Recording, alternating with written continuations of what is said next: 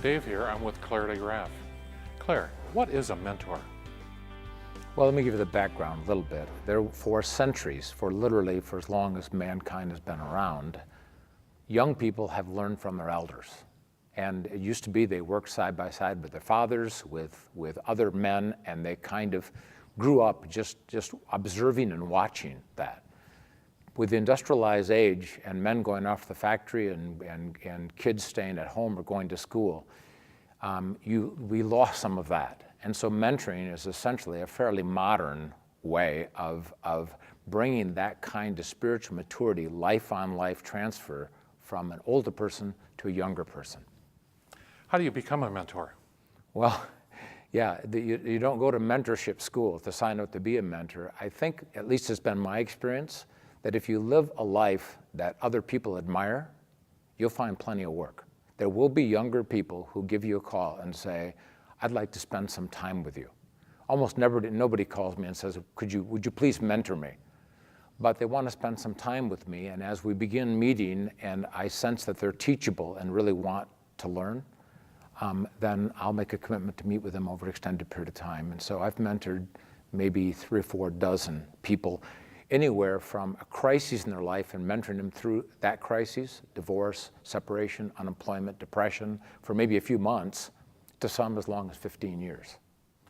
What's the difficulty of being a mentor?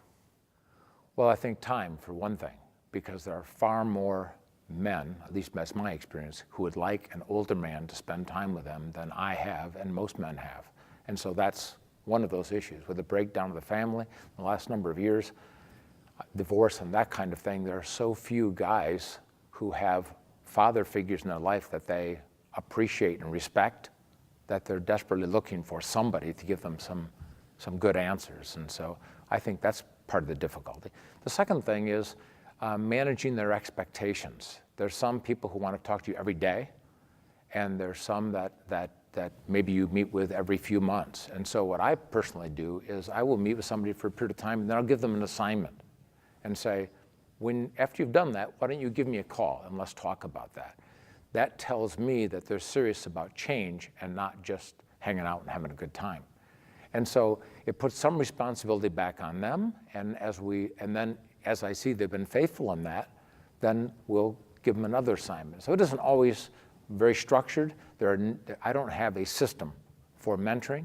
It's essentially evaluating what does this person need and helping them not only get that information, but to actually make that part of their life.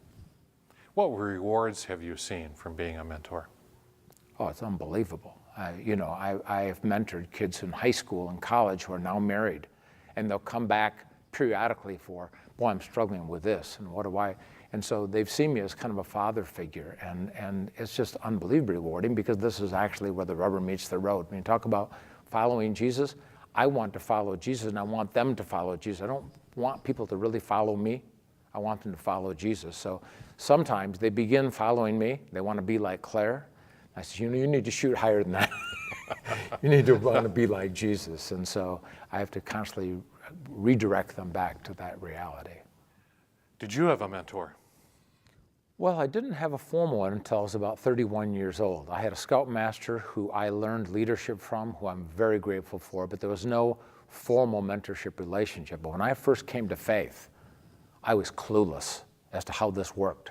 And so I called a guy named Norm. And Norm is one of these guys that's totally unlike me. I mean, turtleneck, hush puppies, had a big cross around his neck. But he was the most godly guy that I knew. And I said, if I want to be a godly man, I need to hang out with a godly man and find out how this actually works. And so, he was significant to me at that time.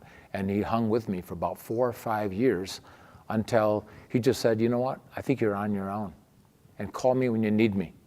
And so it was a little sad being cut off, but I realized that unless he said no to me, he couldn't say yes to someone else. And so part of the mentorship process is knowing when it has to end, because a good mentor is always going to be in demand.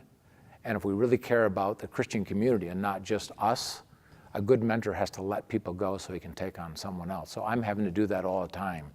And there's oftentimes a little sadness. Well, don't you want to meet with anymore? Yeah, I do. But the reason I had time to meet with you originally is because I said no to somebody else before. Now you need to take what you've learned and pass it on to somebody else.